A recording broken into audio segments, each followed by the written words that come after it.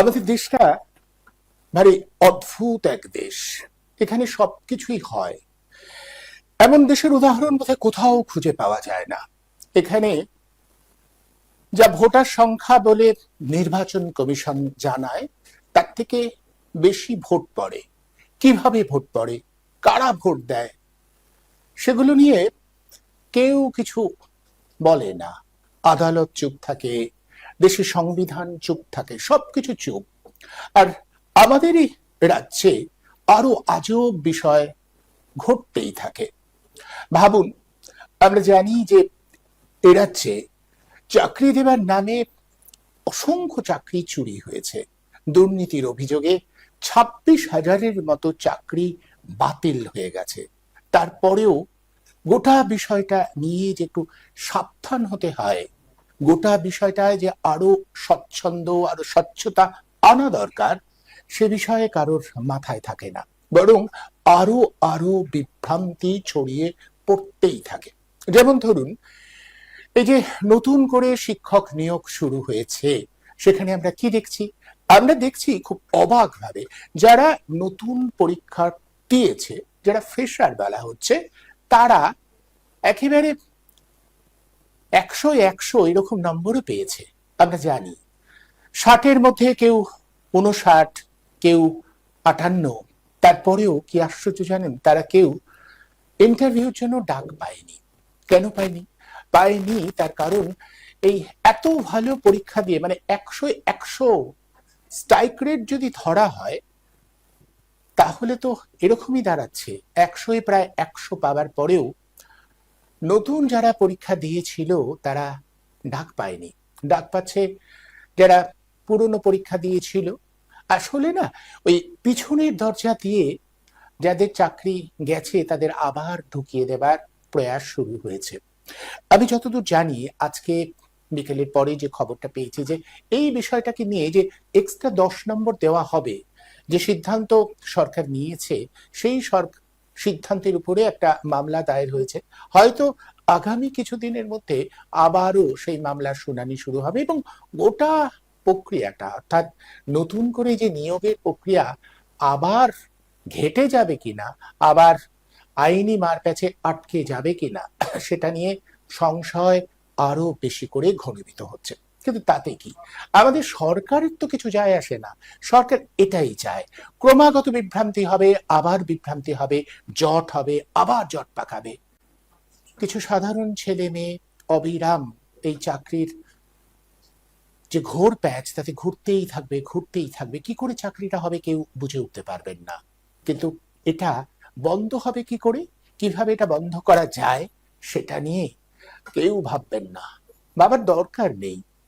এভাবেই চলছে। ওই যে বলছিলাম, আজব দেশ, আজব রাজ্য, সব হয়।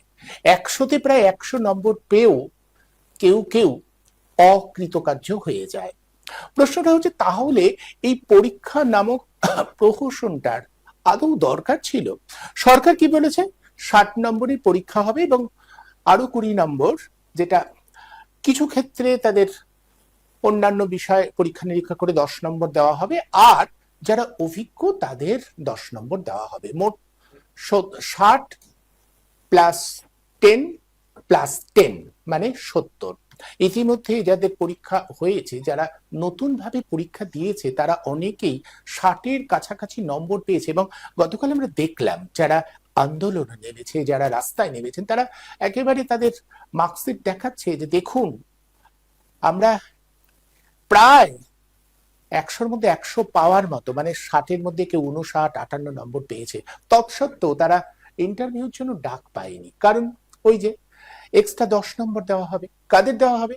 দেওয়া হবে যারা অভিজ্ঞ, যারা এর আগে চাকরি করেছে। তা সত্যি তো, যারা নতুন পরীক্ষা দিল তারা এক্সট্রা 10 নম্বর পাবে কি করে?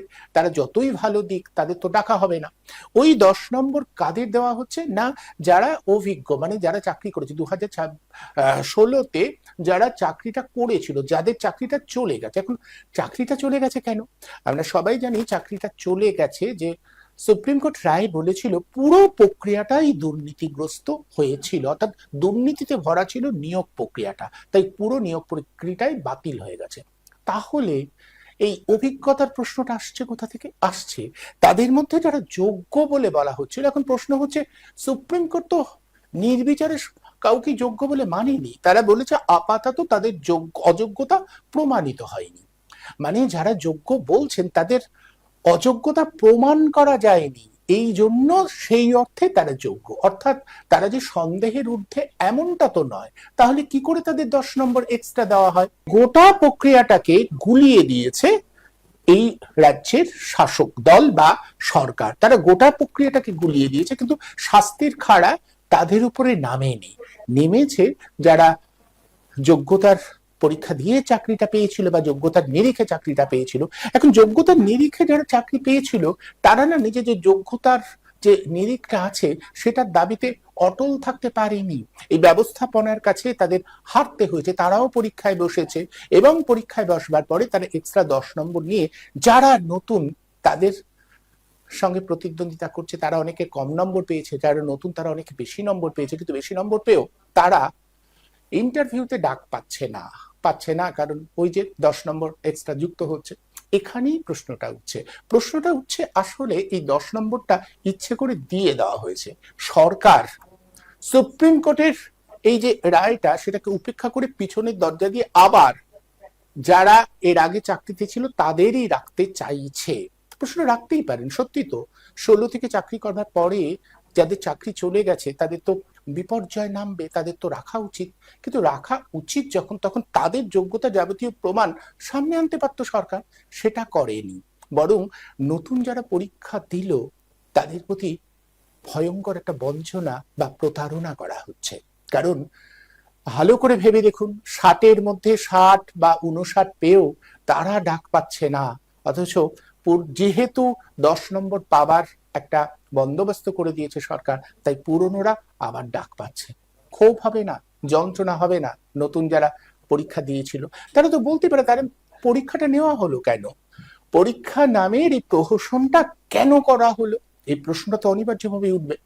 আসলে ওই যে বিভ্রান্তিটা ছড়িয়ে দিতে চাইছে সরকার, জটটা আরো বেশি করে বেঁধে থাকুক। জট ছাড়াবার লক্ষ্য সরকারের একদম নেই। এবার তারা নতুন একটা খেলা খেলছে, পুরনো আর নতুনদের মধ্যে একটা বিভাজন তৈরি করে দেবার খেলা। ইতিমধ্যেই সেই খেলার বিষয়টা সামনে এসে গেছে। আমরা জানি যারা পুরনো ছিলেন তারা বলতে শুরু করেছেন যে এরা অনেকে মিথ্যে কথা বলছে, আবার অনেকে এরা বলছেন যে নতুনরা অযৌক্তিকভাবে তাদের দাবি পেশ করছে, পুরনোরা বলছে আমরা বঞ্চিত হয়েছিলাম সুতরাং আমাদের এক্সট্রা 10 নম্বরটা প্রাপ্য। এইভাবে একটা বিভাজন চলবে এবং এই বিভাজনটা কতটা আইন সিদ্ধ সেটাকে কেন্দ্র করে আবার একটা আইনি লড়াই শুরু হবে। তারপরে গোটা বিষয়টা যদি আইনি লড়াইয়ের ওই বিষয়টাকে সামনে রেখে আইনি লড়াইয়ের মারপ্যাচে যদি থমকে যায়, সরকার বলবে আমরা কি করবো, আমরা তো চাকরিটা দিতেই চেয়েছিলাম, কিন্তু দেখুন এই মামলাবাজেরা মামলা করলো আর গোটা বিষয়টা আটকে গেল। এই হচ্ছে সরকারের লক্ষ্য বা উদ্দেশ্য। ভারী চমৎকার না? সাদা চোখে আমরা এটা বুঝতে পারছি। আরো মজার কি জানেন, আজকে আমি যারা এর আগে চাকরি করতেন তাদের বেশ কয়েকজনকে আমন্ত্রণ জানিয়েছিলাম যে আসুন আপনাদের কথাগুলো বলুন, কিন্তু তারা কেউ সামনে এসে কথাগুলো বলতে রাজি হচ্ছে না, ভয় পাচ্ছে তারা। কারণ চাকরিটা তো পেতে হবে, যেন তেন প্রকারের চাকরিটা পেয়ে গেলেই হলো। সবাই সবার মতো করে চাকরি পাওয়ার চেষ্টা করছে। এই যে দেখছেন, এই যে এতগুলো ছেলে মেয়ে একসাথে দাঁড়িয়ে রয়েছে, আমি দায়িত্ব নিয়ে বলছি, এটা বলতে আমার খারাপ লাগছে, এরা না শেষ বিচারে সবাই একা। এদের কাউকে যদি একা ডেকে বলা হয় ঠিক আছে তোমার ব্যবস্থা করে দিচ্ছি তুমি এই আন্দোলন থেকো না, তারপরে দেখছি, তাহলে এরাও নিজেদেরটা বুঝে নেবে। যেমন ওই তথাকথিত যোগ্যরা নিজেদেরটা এখন বুঝে নিচ্ছে। আমরা জানি এরা কিছুদিন আগে পর্যন্ত অনেক অনেক কথা বলতো, কিন্তু এখন শুধুমাত্র নিজেদের চাকরিটা বাঁচাবার জন্য বলছে। এবং নিজেদের চাকরিটা বাঁচাবার জন্য যারা নতুন পরীক্ষা দিয়েছে, যারা প্রায় 60-এর কাছাকাছি নম্বর পেয়েছে, তাদেরকেও মিথ্যেবাদী বলে বিভিন্ন টিভি চ্যানেলে বলতে আমি শুনছি তাদেরকে। এইভাবে বিভাজনটা তৈরি হয়। সাধারণ মানুষ, সাধারণ পরীক্ষার্থী, সাধারণ চাকরি প্রার্থী, এরা ক্রমশ ভাগ হয়ে যাবে। আর এদের উপরে থেকে এই ভাগটা যারা করবেন তারা দিব্যি হাসবেন, দিনের শেষে মুচকি হেসে তারা বাড়ি যাবেন এবং তারা ভোটের রাজনীতি করবেন। এটাকে কেন্দ্র করে কতটা ভোট পাওয়া যায় কে তার মতো করে বোঝাবে। যেমন এখানকার শাসক দল বোঝাবে দেখো মামলাকারীরা কত খারাপ, সাধারণ মানুষ সেই অনুযায়ী ভোট নির্ধারণ করবেন। অন্যদিকে যারা বিরোধী পক্ষ তারা এটাকে কেন্দ্র করে তাদের মতো করে রাজনীতি করবেন, আর সবাই নিজেদের মতো ভাগ হয়ে যাবেন। এই অগণিত পরীক্ষার্থী এই শিক্ষক হবার প্রত্যাশায় যারা ছুটছেন তারা নিজেদের ভিতর ভাগ হতে হতে শেষ পর্যন্ত একা হবেন। তারা সবাই শেষ বিচারে একা।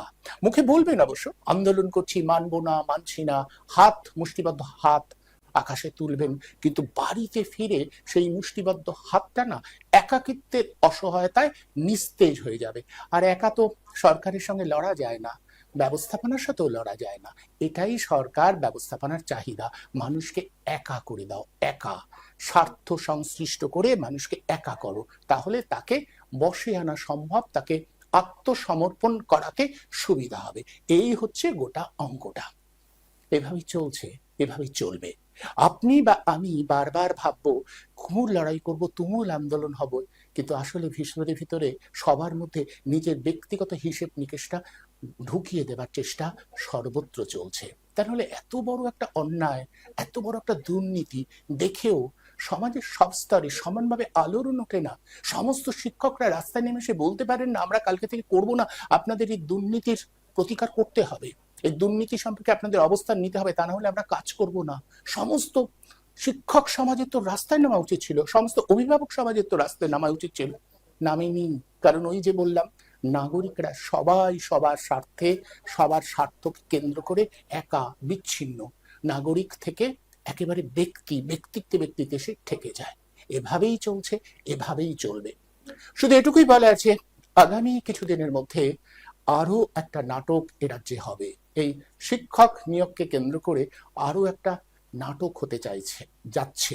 সেই নাটকের মহড়া শুরু হয়ে গেছে এবং এইভাবে চলবে বেশ কিছুদিন, অন্তত নির্বাচনের আগে পর্যন্ত তো বটেই। বলা হয়েছে শূন্য পদ আবার বাড়ানো হবে, এটা বলার জন্য বলা হয়েছে কারণ সামনে তো বিধানসভার ভোট আছে, বলতে হবে, তারপর ভোট চলে যাবে। যেমন 2019-এ সেই যে অপেক্ষা করছিল রাস্তায় প্রেস ক্লাবের সামনে দাঁড়িয়ে যারা আন্দোলন করছিল, আমাদের রাজ্যের যিনি প্রশাসনিক প্রধান তিনি সেখানে গিয়ে কথা দিয়েছিলেন নির্বাচনটা ঘোষণা হয়ে গেছে, ফলে 2019-এর লোকসভা নির্বাচন এখন তো কিছু করা যাবে, নির্বাচনটা কেটে গেলেই সবার ব্যবস্থা করে দেওয়া হবে, ব্যবস্থা করা হয়নি। তাদের মধ্যেও বিভাজন ঘটানো হয়েছে, একটা কমিটি তৈরি করা হয়েছিল, সেই কমিটির কাউকে কাউকে চাকরি দেওয়া হয়েছিল, তারপরে গোটাটাই ভেঙে দেওয়া হয়েছিল। সেই সমস্ত ছেলেমেয়েরা এখনো রাস্তায় আছে, তারা রাস্তার লড়াইতে রয়েছেন, তাদের ভাগ্যে শিখে ছেড়ে নেই। আবারও নতুন করে যাদের নেওয়া হয়েছে তাদের ভাগ্যেও শিখে ছিড়বে না। এই যে ফ্রেশার বলা হচ্ছে, নতুন যারা, তাদের তো অন্যভাবে পরীক্ষা নেওয়া যেত, বলা যেত যে তোমরা পরীক্ষা দাও, তোমাদের জন্য আলাদা ব্যবস্থা করা হবে, আবার 2016-এ যারা পরীক্ষা দেবে তাদের আমরা আলাদা ব্যবস্থা করব, কারণ ওরা চাকরিটা এদের মধ্যে কতজন যোগ্য তাদের জন্য আলাদা এই যে 10 নম্বরের ব্যবস্থা করা হবে, সেটা তো বলা যেত না। সবকিছু একসাথে করা হয়েছে এবং আবার গোটা বিষয়টা যাতে গুলিয়ে যায়, ঘেটে যায়, একেবারে সাধারণ ভাষায় যাকে বলে ঘেটে যায়, সেই প্রয়াসের দিকেই এগোচ্ছে।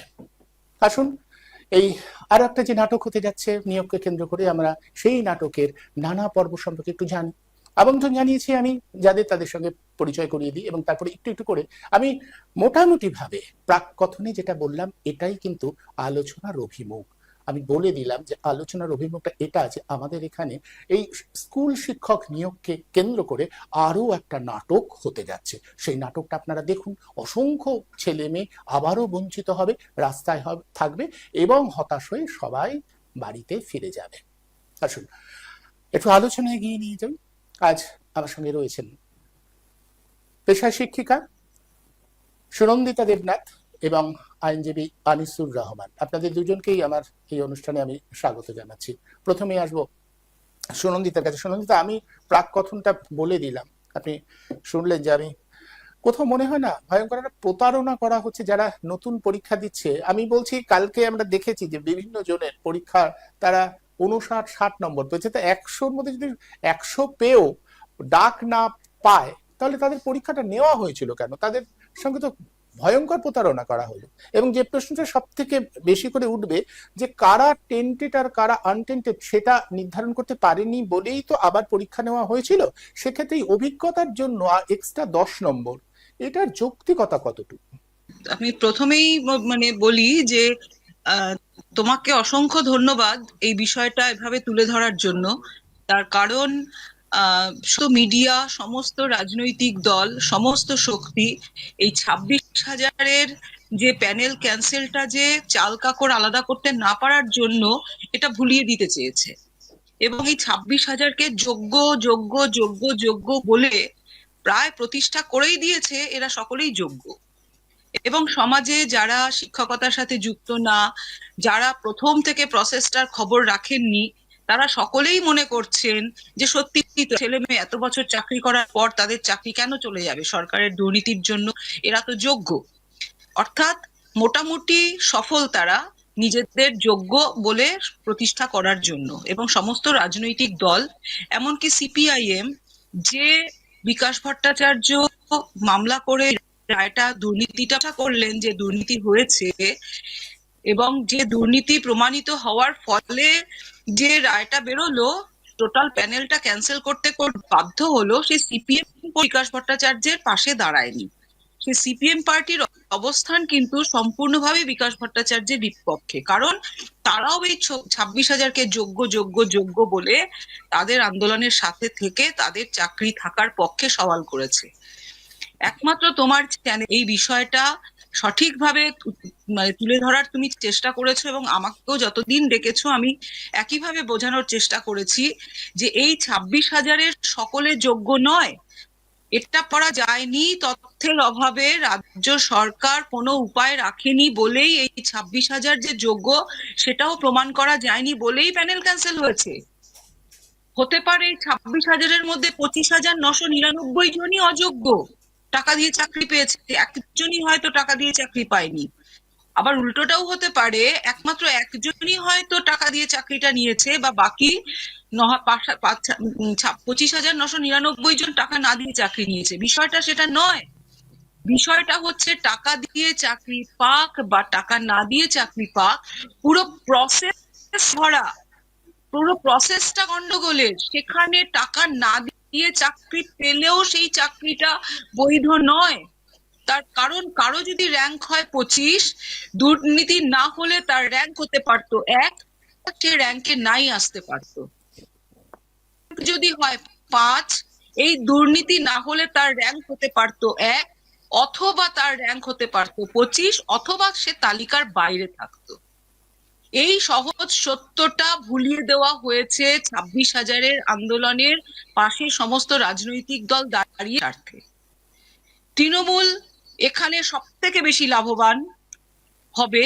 এই 26,000-এর 26টা ভোটও সিপিএম পাবে না, অথচ তারা মনে করলো এই 26,000-এর পক্ষে যদি দাঁড়াই আমরা, তাহলে আমরা বিরাট কিছু রাজনৈতিক সুবিধা পাবো। অথচ তারা সম্পূর্ণভাবে ভুলভাবে, বিকাশ ভট্টাচার্য এত খেটে যেভাবে বঞ্চিতদের হয়ে মামলা লড়ে প্রমাণ করলেন, সেটা পুরো জলে মিশিয়ে দিল সিপিআইএম পার্টি। এবং এর পুরো বেনিফিট নেবে তৃণমূল ভোটে, যদি ভোটের হিসেব করা বলি। আজকে এই 10 নাম্বার দিয়ে 26 জয় করা হলো। আজকে এই ফ্রেশার্স যারা বঞ্চিত, তারা এই ফ্রেশার্সদের কাছে এই জায়গাটা এখনো জোরালো নয়, তারা এখনো জোরালো ভাবে 10 নাম্বার বাতিলের পক্ষে কথা বলছে না। তারা মনে করছে 10 নাম্বার দিচ্ছে দিক, কিন্তু ভ্যাকেন্সি বাড়ালেই আমাদের বোধহয় সুরাহা হয়ে যাবে। কিন্তু সম্পূর্ণ ভ্যাকেন্সি বাড়লেও তার দেবে সেই সব টিচাররা যাদের নাম এখনো পর্যন্ত আসেনি তালিকাতে, ভেরিফিকেশনের লিস্টে যাদের নাম আসেনি, সেই সব ইন সার্ভিস টিচাররাই এর বেনিফিটটা পাবে। ভ্যাকেন্সি বাড়লেও ফ্রেশার সেখানেও লাভবান হবে না। 10টা নাম্বার মুখের কথা, একটা নাম্বার 0.1 0.25-এ আমাদের চাকরি হতো বা হতো না, সেখানে 10টা নাম্বার দিয়ে দেওয়া এটা মুখের কথা। এবং তারপরেও হচ্ছে বড় প্রশ্ন হচ্ছে কেন যে সাম্য স্থাপনের প্যানেল ক্যান্সেল হলো, বঞ্চিত এবং চাকরি প্রাপ্ত দুজনকে একই জায়গায় দাঁড় করিয়ে প্রতিযোগিতায় আনার জন্য। বঞ্চিতরা চাকরিটা পায়নি দুর্নীতির জন্য, তাই প্যানেল ক্যান্সেল হলো এবং বঞ্চিত এবং চাকরিপ্রাপ্ত এরা এক ক্যাটাগরিতে এসে গেল, এবার পরীক্ষা দাও। সেটা 10 নম্বর কোনোভাবেই দেওয়া যেতে পারে না। এটা কেন কোর্টকে বোঝাতে পারলেন না বিকাশ ভট্টাচার্য আমি জানি না। তিনি হাইকোর্টে মামলা করেছিলেন, খারিজ হয়ে যায়, বা এই বিষয়টা শোনেনি আমি, মানে এক্স্যাক্টলি জানি না, তবে অন্তত বিকাশ ভট্টাচার্যের পক্ষে রায়টা আসেনি। এবং তারপরে বিকাশ ভট্টাচার্য ফার্দার মুভ করলেন না এটা নিয়ে, সুপ্রিম কোর্টেও গেলেন না। সিপিআইএম দল তারাও একদম নীরব। কেন? অর্থাৎ এই যে প্যানেল ক্যান্সেলের পরে যে রোষানলের মুখে বিকাশ ভট্টাচার্যকে পড়তে হয়েছে, তার একটা ড্যামেজ কন্ট্রোল করতে চেয়েছে সিপিএম এইভাবে, কিন্তু সে ড্যামেজ কন্ট্রোল সিপিএম এর হবে না। এই পুরো পদ্ধতিটাতে সিপিএম এক ফোঁটাও 1%ও লাভবান হবে না। এটা সিপিএম বুঝবে না, কিন্তু ক্ষতিগ্রস্ত হচ্ছে ফ্রেশার্সরা, ক্ষতিগ্রস্ত হলো বঞ্চিতরা। আমাদের জ্বালাটা এখানে। এটুকু। বেশ, আমি আনিসুর রহমানের কাছে, আনিসুর বাবু আপনি, আমি যেটা বলতে চেয়েছিলাম, মানে আমার পরিষ্কার বক্তব্য হচ্ছে যারা নতুন পরীক্ষা দিল তাদের সাথে একরকম প্রহসন করা হলো। অনেক নম্বর পেয়েছে, মানে স্ট্রাইক রেট আপনি যদি ধরেন 60-এর মধ্যে কেউ 59 পেয়েছে, 58 পেয়েছে, তারা ডাক পাবে না। ডাক পাবে যারা 52 পেয়েছে +10 হয়ে যাবে, তাদের 62 হয়ে যাবে, তারা ডাক পাবে। আসলে এই যে যারা নতুন পরীক্ষা দিল তারা যেমন প্রতারিত হলো, অন্যদিকে যারা এই বাড়তি সুযোগটা পেল তারা সুযোগটা পাওয়ার যোগ্য কিনা সেটা নিয়ে তো প্রশ্ন উঠবে। তার কারণ হচ্ছে এরা সবাই যোগ্য, এটা তো কোর্ট বলেনি। কোর্ট বলেছিল যে এরা অযোগ্য কিনা সেটা প্রমাণ করা যায়নি, রাজ্য সরকার সেই প্রমাণটা সামনে আনেনি, তার জন্য এদের আবার পরীক্ষায় বসতে দেওয়া হলো। এবার যাদের এই যুক্তিতে পরীক্ষায় বসতে দেওয়া হচ্ছে তাদের অভিজ্ঞতার জন্য এক্সট্রা তাদের 10 নম্বর দিয়ে দেওয়া, এবং এই দিয়ে দেওয়ার মধ্য দিয়ে কি একটা বঞ্চনা করা হচ্ছে না? বিশেষ করে সুপ্রিম কোর্ট যে রায় দিয়েছে 25,700 কিছুর বেশি, যে একেবারে যে প্যানেল বাতিল করা হয়েছিল, সেই নিয়ে কিন্তু ইতিমধ্যে জনস্বার্থ মামলা সুপ্রিম কোর্টে হয়েছে এবং সুপ্রিম কোর্ট সে মামলা গ্রহণ করেছে এবং খুব শীঘ্রই হয়তো সেটা হিয়ারিং এ আসবে। সায়ন আদিত্য বলে কোচবিহারের এক টিচার, সেই চাকরি মানে যে শিক্ষক, সে কিন্তু এই মামলা করেছে যে সেখানে যে এই যে পুরো প্যানেলটাকে বাতিল করে দেওয়া হলো, এটা কি কোনো সাংবিধানিক হতে পারে না এটা কোনো মানবিক রায় হতে পারে, সেটা নিয়ে চ্যালেঞ্জ করা হয়েছে। দ্বিতীয়ত, আজকে ফ্রেশার যারা, তারা কিন্তু মামলা করেছে এবং সে মামলাও হাইকোর্টে রয়েছে এবং দীর্ঘদিন ধরে মামলা চলছে। তবে এটা ঠিকই যে রাজ্য সরকার যখন বিজ্ঞপ্তি জারি করে মে মাসের শেষের দিকে 2025, তখনই কিন্তু 10 নম্বর বেশি দেওয়া হয়েছিল, কিন্তু সামগ্রিকভাবে কিন্তু মামলা হয়, কিন্তু মামলার এখনো পর্যন্ত চূড়ায় বা নিষ্পত্তি হয়নি হাইকোর্টে। হ্যাঁ বলুন, শোনা যাচ্ছে, বলুন। হাইকোর্টে আরেকটি মামলা হয়েছে, এটা হচ্ছে যে যারা এই চাকরি, ওই যে 26,000 কিছু বেশি, তাদের মধ্য থেকে 19,000 পরীক্ষায় বসতে দেওয়া হয়েছে। তারা যদি 10 নম্বর যদি থাকে, তাদের শিক্ষকতার যে অভিজ্ঞতা থাকার জন্য, যারা ফ্রেশার তারা যদি বেসরকারি স্কুলে শিক্ষকতা করে থাকে, তাহলে তাদের তো শিক্ষকতা করার অভিজ্ঞতা রয়েছে, তাদেরকে কেন সেই সুযোগ বা তারা কেন বাড়তি 10 নম্বর পাবে না, এই মর্মেও কিন্তু হাইকোর্টে মামলা হয়েছে। সব মিলিয়ে যে নিয়োগ প্রক্রিয়াটা আবার আইনি জটিলতায় আবর্তে আবার ঢুকে গেল। সামগ্রিকভাবে এই নিয়োগটা যে চূড়ান্ত ভাবে মানে ডিসেম্বরের মধ্যে যেটা কমপ্লিট হওয়ার কথা পদ্ধতি, সেই পদ্ধতি আদৌ কমপ্লিট হবে নাকি আবার সেই বিষবাও জলে না আইনি পারে ঘুরতেই থাকবে, সেরকম একটা আশঙ্কা। বলছেন 58-59 নয়, আমি যেটুকু খবর পাচ্ছি অনেকে 60-এর মধ্যে 60 পেয়েছে, একদম 60 পেয়েছে, তারপরেও সে ইন্টারভিউতে ডাক পায়নি 60-60 পেয়েও। ফলে সত্যি একটা প্রশ্ন হলো, 60-এর মধ্যে 60 পেয়েছি, আমি আর কি পারি? এরপরে তো আমি নেই, 100-র মধ্যে 100 পেয়েছি, 100-র মধ্যে 101, 102 এর মধ্যে 60। ফলে তারা যদি ইন্টারভিউ পায় তাহলে সত্যি একটা প্রশ্ন মনে হবে